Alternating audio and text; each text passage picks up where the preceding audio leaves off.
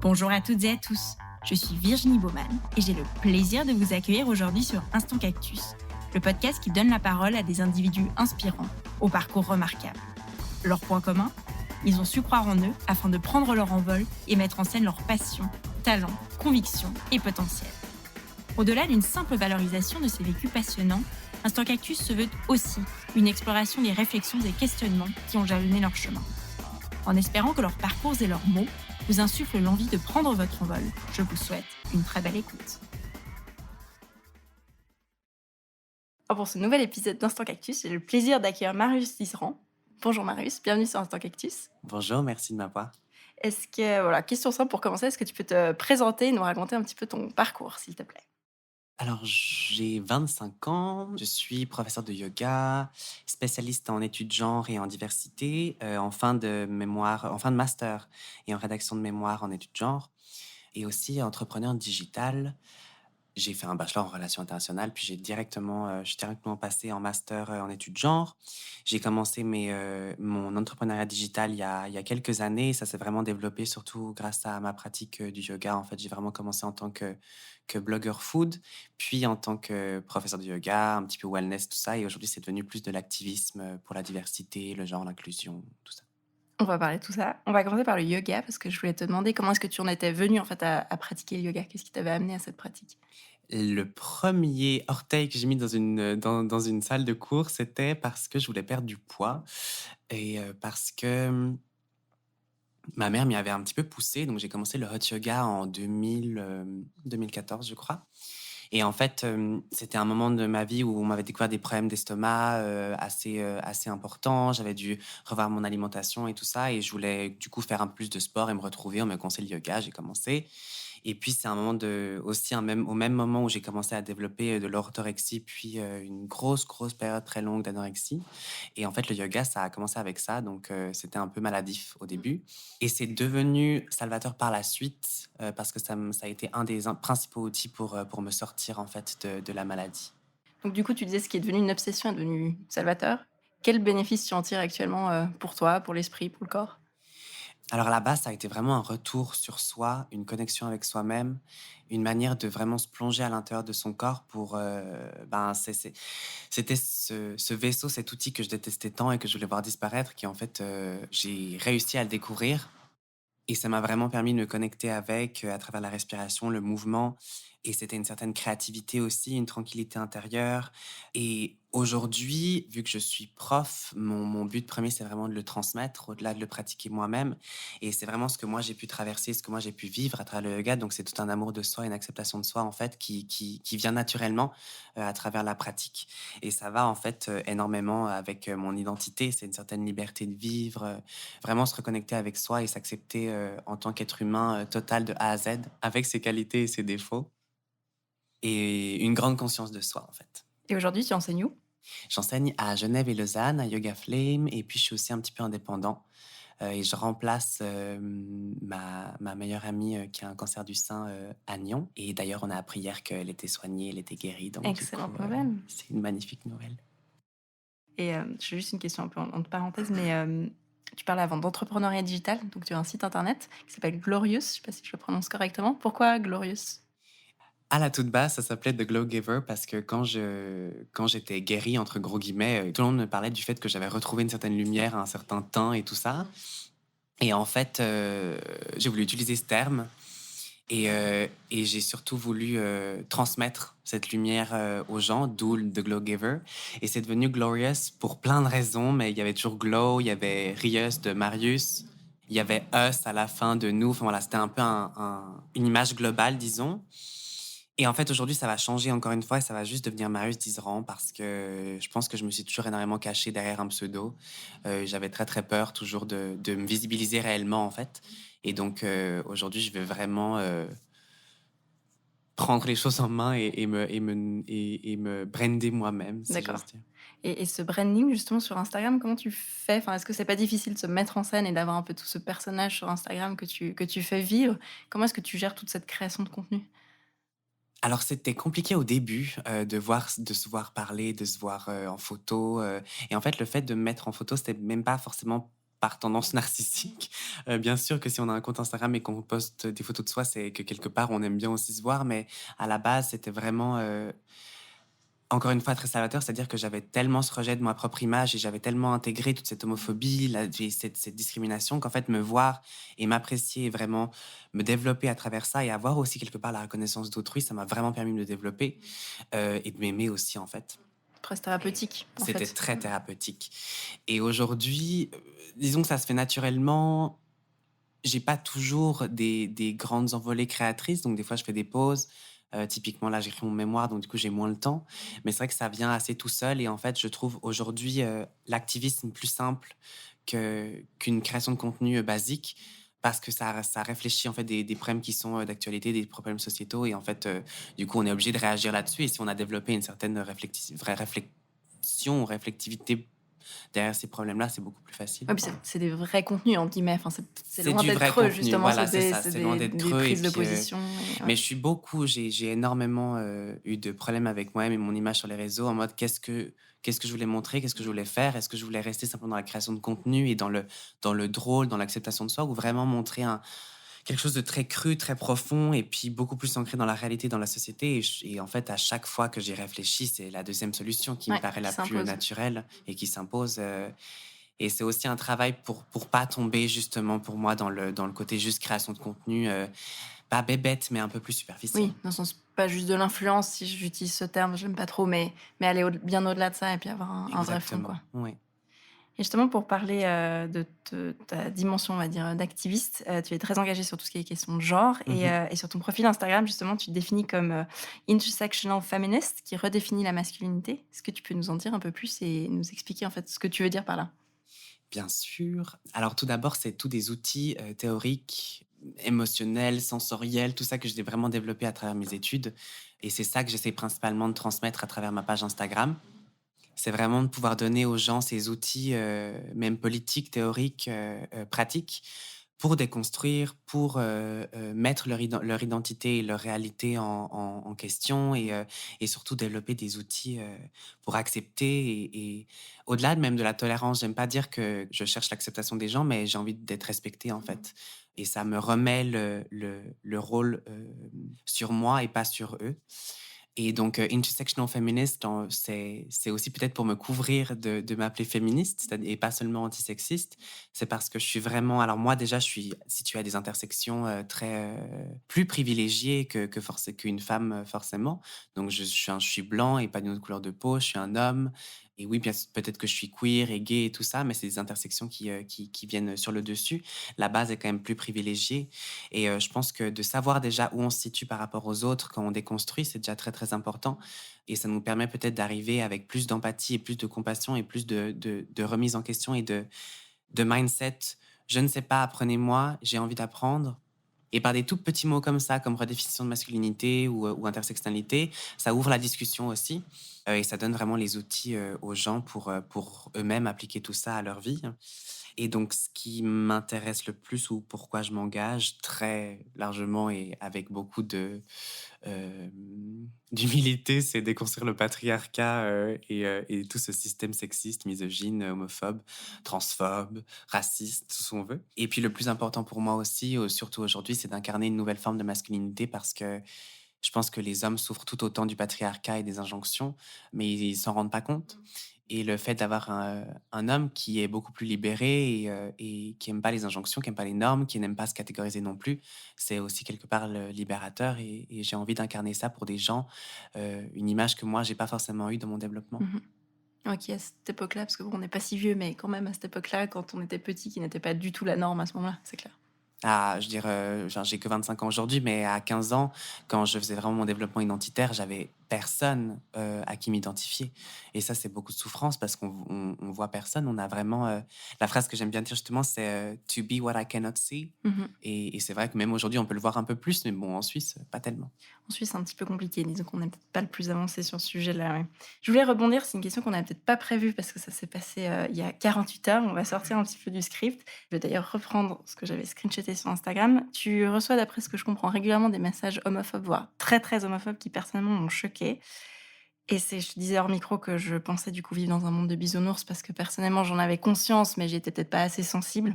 Je reprends le message si tu me permets. On va pas citer son nom parce que franchement il en vaut même pas la peine, mais c'est un homme qui vit à Paris et qui t'écrit sur Instagram: «Tu as vraiment besoin d'un bon psychiatre», même pas de «tu», mais le «tu» directement, ce que je trouve un petit peu familier sans raison et qui te dit après: «Venant de la part d'un type qui contribue à créer une génération de dégénérés, je m'en passerais bien». Moi, je tombe de ma chaise. Toi, tu ne tombes pas, mais tu réponds, de manière très classe, je trouve. Qu'est-ce que ça t'inspire, ce genre de message? Alors déjà, cette prise de distance par rapport à ces messages, ça met un moment. Au début, on n'a pas les outils, on nous apprend pas à réagir à la haine et aux discriminations. Pendant des années, je me suis tue, j'ai effacé les commentaires, c'était aussi et aujourd'hui, des fois, je le fais quand c'est trop parce que c'est aussi beaucoup de protection de ma propre santé mentale. Mais en fait, ces gens, ils sont déjà très, très ignorants. Ils ont un manque de recul, de perspective, d'humanisme, de respect et en fait, ce serait beaucoup trop me rendre inférieur ou me rabaisser à eux que de réagir dans le rejet, dans la peur et dans la violence, en fait et j'y trouve vraiment rien du tout de positif et de salvateur pour moi et les approcher dans un autre jeu parce qu'en fait, beaucoup alors c'est soit ils sont très incertains par rapport à leur propre sexualité, leur propre identité, soit ils ont juste développé une haine par ignorance parce que c'est vraiment des gens qui ont pas d'éducation ou qui sont pas sensibilisés à ce genre de réalité-là et en fait, je les plains plus qu'autre chose. Je les plains parce qu'ils arriveront jamais, s'ils s'ouvrent pas un tout petit peu, à arriver à un niveau de liberté, comme le mien et donc leur donner du love, comme j'ai dit, leur envoyer des cœurs, c'est quand même le mieux. Puis et puis en fait, les approcher avec condescendance aussi parce que c'est tout ce qu'ils méritent quelque part. Et il faut aussi savoir que derrière un téléphone, on est tellement plus à l'abri. Des fois, ça va être très, très, violent et très direct, mais c'est beaucoup plus rapide et c'est très rare que les gens, ils osent en vrai. C'est Dans plutôt la des rue? choses beaucoup plus OK. indirectes. Mais sur les réseaux, vraiment, les gens, ils ont un téléphone, ils ont du temps, ils ont rien d'autre à faire, donc du coup, ben, ils se permettent plus de choses. Voilà, c'est le faire avec élégance et finesse qui m'apporte beaucoup de et comme je dis sur Instagram, je suis un peu une queen, donc du coup, j'aime bien le faire comme ça aussi. Avec Mais, grande classe. la grande classe, mais, des fois, ça me fait souffrir quand même et donc du coup, en parler ou le partager aussi, pas seulement pour faire réaliser aux gens que ça existe, mais aussi pour moi, un petit peu souffler, expirer et me dire genre: «Voilà, c'est comme ça, vous savez ce que c'est, et ça arrive souvent et c'est pour ça qu'on doit se battre» et je pense que c'est bien de pas montrer qu'un monde bisounours où on déconstruit, mais bien montrer aussi un peu les aléas et les Ouais difficultés. et puis la réalité du «quotidien» entre guillemets, hein. Mmh. Mais ouais, c'est moi ça m'a vraiment choquée. Enfin, mais comme je te disais, je vis dans un monde de bisounours moi pour le coup. Bah, on en parle très, très peu. C'est vrai que on parle du harcèlement, scolaire, du harcèlement vraiment, physique, sur les réseaux. On parle des bullies et des Oui, trolls et tout, mais, c'est rare les personnes qu'on suit et qu'on voit et qu'on admire et qu'on aime bien, heu, qui vont qui vont montrer, vraiment parler de mmh. ça et qui vont vraiment le montrer, Après dans le monde queer et dans le monde homosexuel ou LGBTIQ+, sur les réseaux, c'est de plus en plus, commun de le faire, et de réagir publiquement à ce genre de commentaires. Voilà, des fois je le fais, des fois pas, mais et puis souvent et comme dans le cas, d'il y a 48 heures, je pense qu'il est très, très incertain par rapport à son identité et le fait que moi je sois là avec mes longs cheveux, soi-disant, qu'il voulait être une femme et qu'il couche avec des hommes comme il l'a dit lui, il était tellement troublé et clairement qu'il y avait une attirance ou une certaine, Oui il était et intrigué. intrigué, Il ouais, était intrigué. intrigué et en fait beaucoup le sont, mais on leur a tellement appris à rejeter cette image-là que du coup en fait, ils sont tellement en décalage avec eux-mêmes et avec leurs désirs que je pense qu'à l'intérieur d'eux-mêmes, mais ça doit être, mon Dieu, c'est la troisième guerre mondiale, quoi. J'aimerais pas du tout être dans leur tête. Et alors qu'en soi, enfin, je me dis si on est intrigué, on peut poser des questions poliment. Enfin, j'imagine que tu y répondrais très volontiers si on te posait les questions avec les bonnes formes et les bons mots. Ça m'est justement arrivé, il y a pas si longtemps où quelqu'un m'a approché avec un énorme pavé, en marchant vraiment, mais sur la pointe des pieds parce qu'il avait trop peur d'utiliser des mauvais termes et j'ai trouvé adorable et vraiment il aurait pu aller de manière beaucoup plus crue et ça m'aurait pas posé problème parce qu'il arrivait vraiment de manière gentille, douce en me disant: «J'ai jamais rien ressenti pour des hommes, mais toi, je sais pas ce qui fait que je te trouve vachement attirant et même au-delà d'une variable, enfin, sexuelle Purement physique, enfin, ouais. voilà, ou Mmh. physique, c'est vraiment l'énergie que tu dégages et tout ça et je te trouve très attirant et très beau et je comprends pas pourquoi» et ça fait plaisir parce que ça, tu peux partir d'un point de vue constructif et tu peux déconstruire et c'est vrai que des fois, beaucoup de gens, m'ont dit, par rapport à ces trolls ou ces haters, essaie de les apprendre et de déconstruire et des fois, ça peut arriver sur le positif. Mais quand c'est autant, quand c'est très haineux comme ça marche pas et il y a rien à faire, en fait. Un petit peu dans la même lignée, on va dire, tu prends régulièrement position sur, les réseaux sociaux, notamment Mmh. Instagram et dans les médias aussi, afin de combattre, toutes les représentations stéréotypées et la normalisation des discriminations, notamment dans le cadre de publicités. Je l'ai découvert, alors je sais pas si on peut se permettre de les citer, mais plusieurs de tes vidéos, j'encourage d'ailleurs tout le monde à aller les consulter sur Instagram en IGTV, notamment sur la COP, pour ne pas la nommer. Qu'est-ce qui interpelle le plus? Alors moi, j'ai vu la vidéo. Qu'est-ce que tu peux nous dire un petit peu par rapport à ces publicités qui, au final, on a l'impression que les équipes se rendent pas du tout compte de ce qu'elles disent et de ce qu'elles font? Alors ma 1re réaction, vraiment toutes les premières fois, ça a été: «Est-ce qu'il y a quelque chose qui a été, lost in translation?» comme on dit, parce que vu que c'est un magazine allemand à la base, je me suis vraiment posé la question. Et après la 3e fois, la 3e année consécutive où ils font la même erreur, quelque chose de très sexiste, de misogyne, on les a déjà prévenus, Mmh. j'ai pas été le seul. Il y a eu, en 2019 une très grosse campagne que justement j'ai lancée qui avec une lettre, on les a contactés où ils ont vraiment été entre gros guillemets «harcelés», non seulement par la communauté mais par tout le reste et beaucoup de personnes en Suisse et ils ont dit qu'ils s'excusaient, qu'ils avaient fait une erreur, mais en fait ça les a pas empêchés de recommencer, 1 an et 2 ans après.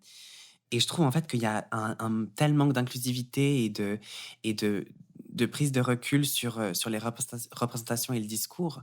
Et c'est pourtant des mots qui paraissent très très simples. Enfin, on va pas mettre la femme d'un noir sur la une d'un magazine suisse. On va pas mettre, en parlant de véganisme, des représentations de la famille nucléaire et des femmes des années 60. Enfin, c'est une faute de goût et une Mmh. faute idéologique ou tout ce Oui. qu'on veut de représentation, mais crasse.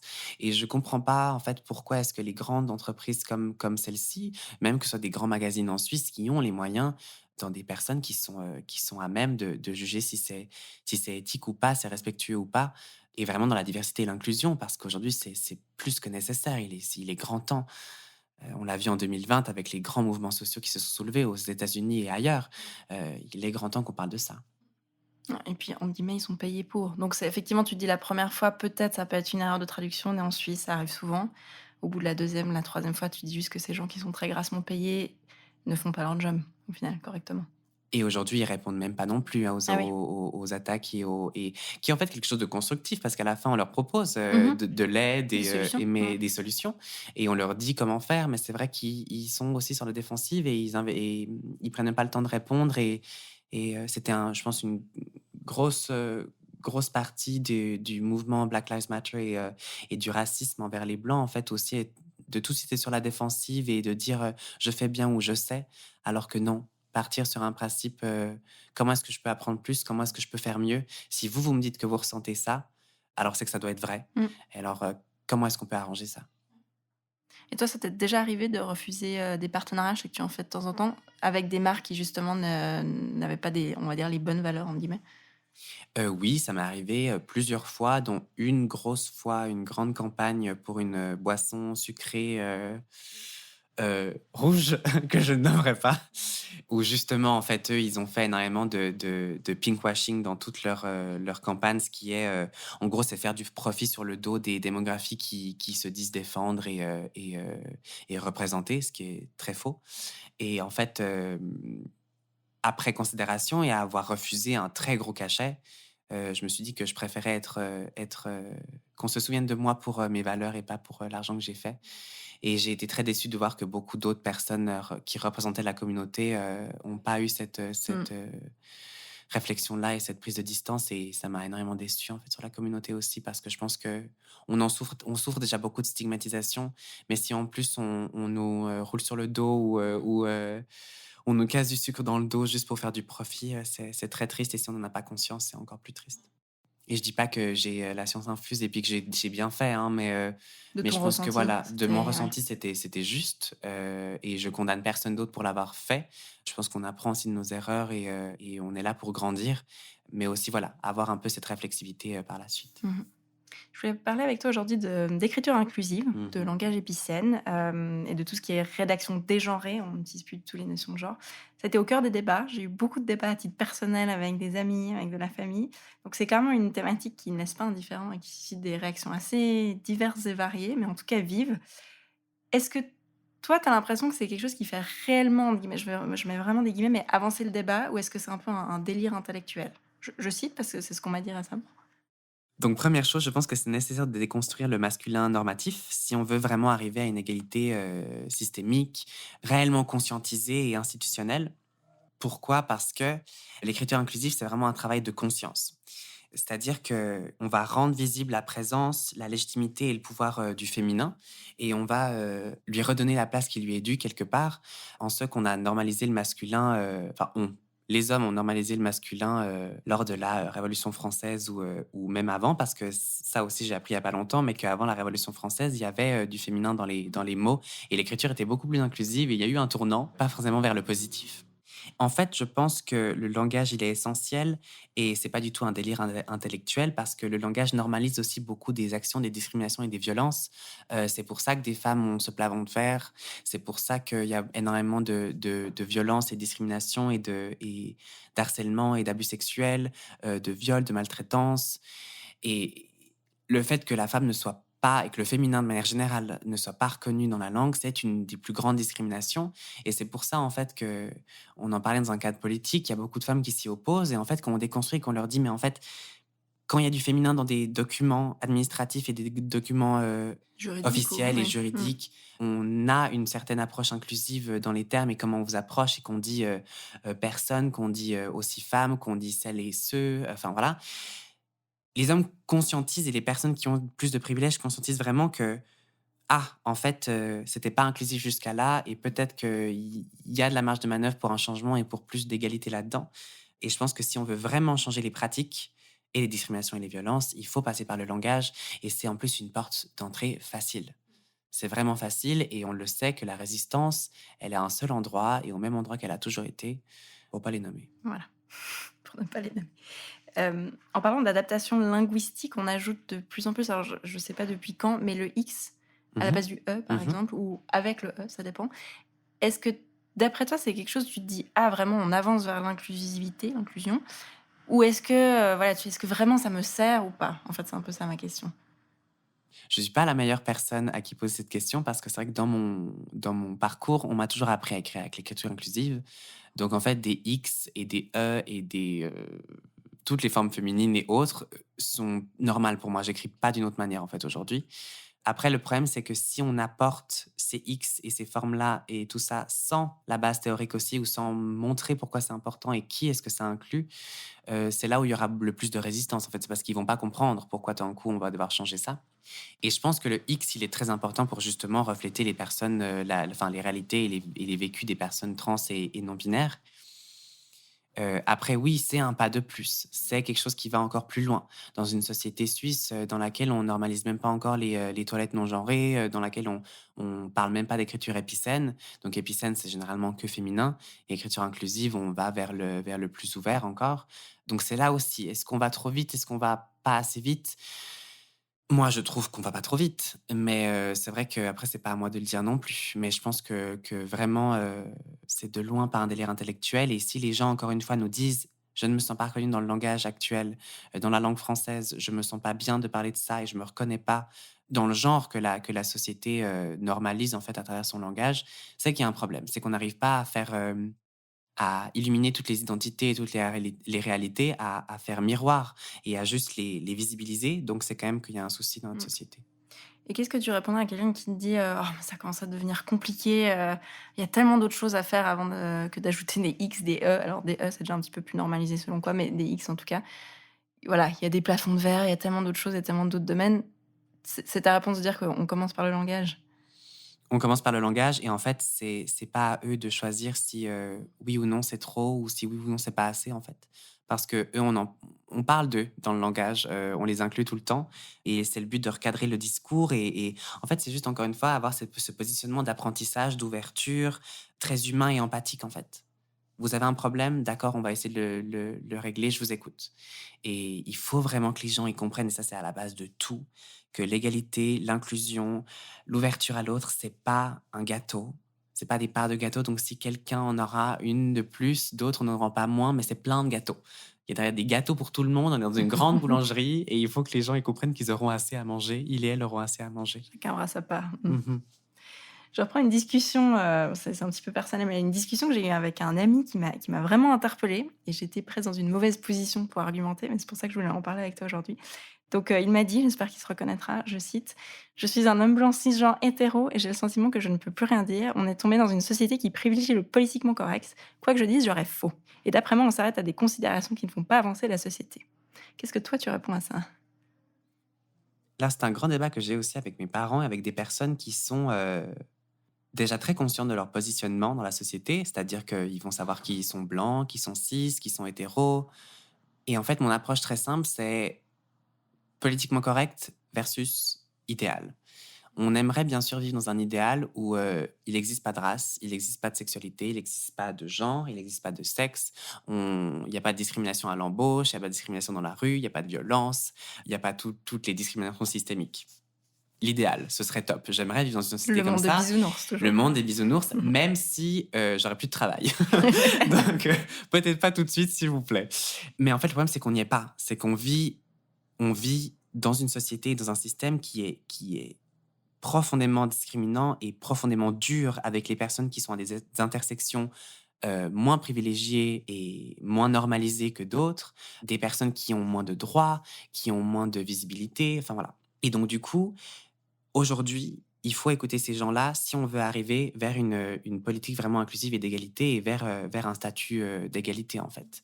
Et c'est pour ça que je comprends le positionnement du fait que ça fait pas avancer les choses d'avoir des quotas, ça fait pas avancer les choses d'avoir des catégories, mais en fait, c'est toujours les gens qui n'ont pas à être remis en question et dont les identités sont déjà bien privilégiées qui vont se poser ces questions et avoir ces positionnements-là. Et moi non plus, j'aime pas me catégoriser, mais je suis obligée de dire que je suis un homme gay cis et déconstruire pourquoi est-ce que je suis pas non-binaire, tout le reste, pour visibiliser les personnes qui le sont.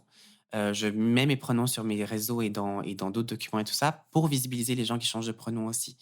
Et les quotas, c'est la même chose. Si on a cette politique très libérale du laisser-faire, on va arriver à une égalité dans 100 ans ou plus. Et aujourd'hui, les quotas, ils sont essentiels pour essayer d'inclure plus de femmes dans les processus de recrutement et pour essayer, par exemple, pour un poste de CEO ou très élevé dans la hiérarchie, d'avoir pour une fois que des femmes qui vont être dans un concours, en fait. Mais parce qu'elles sont très compétentes.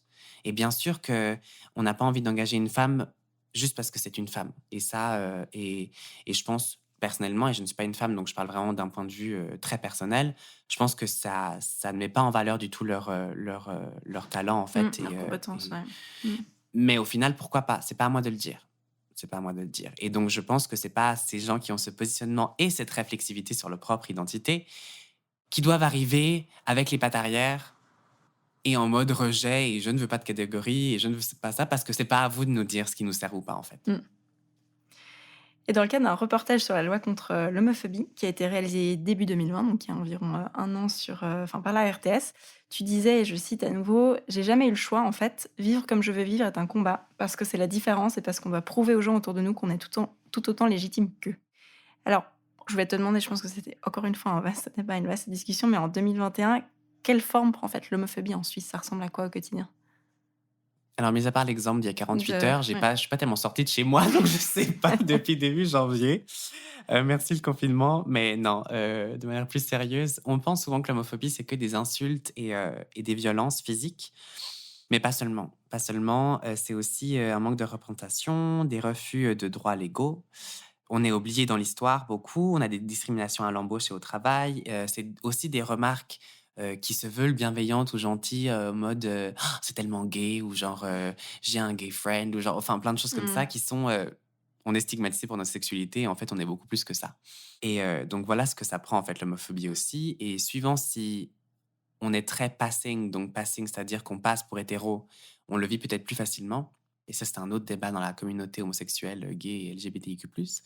Mais de manière générale, on n'a pas le choix, en fait. Et on nous frotte notre sexualité toujours sur le visage, que ce soit sur les réseaux ou ailleurs. Et même pas forcément de manière très personnelle, mais aussi de manière très indirecte, comme je le disais. Publicité et autres. On n'est pas des citoyens et citoyennes comme les autres et au même titre que les autres. Et j'en parlais comme un combat. Peut-être que je veux nuancer un petit peu ce mot aujourd'hui, mais ça doit pas être un combat pour toutes et tous. Mais je pars du principe que si on a les privilèges et si on a la force et la force mentale aussi de faire face à ces discriminations et de les visibiliser et de les combattre, c'est là qu'on doit prendre les armes. Mais on ne doit pas, parce qu'on accepte et on fait face à notre sexualité et on la visibilise par la suite, on n'est pas obligé de prendre les armes. C'est vraiment libre à toutes et tous. Et si on était toutes et tous des guerriers et guerrières, je pense qu'on ne ferait pas non plus tellement avancer le schmilblick. Donc voilà, je pense qu'on a toutes et tous notre rôle et notre mission à jouer.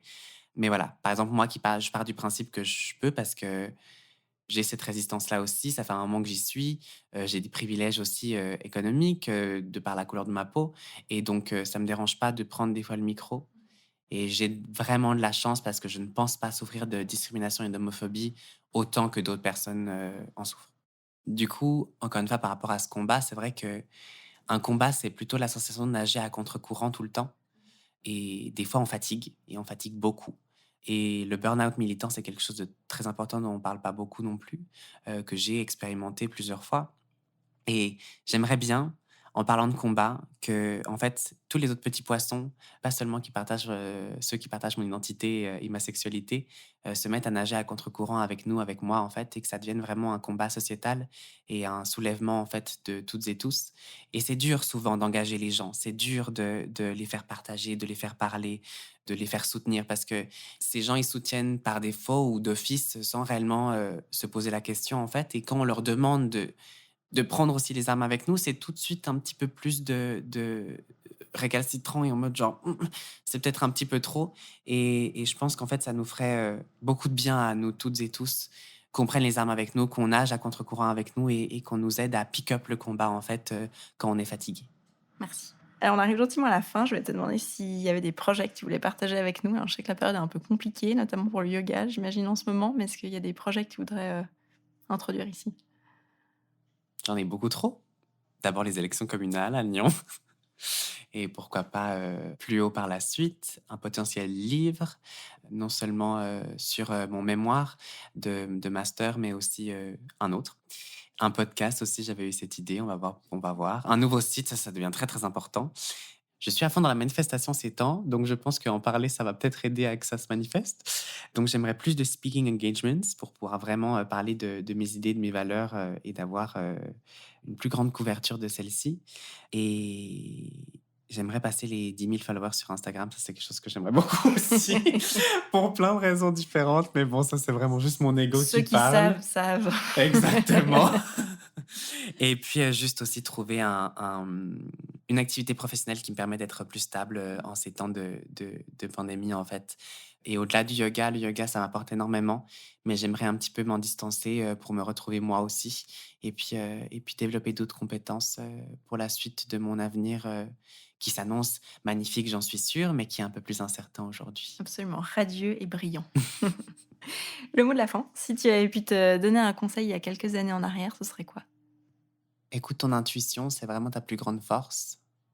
Et tu apprendras au fur et à mesure de tes expériences que elle a toujours été là et que c'est juste toi qui n'as pas voulu l'écouter.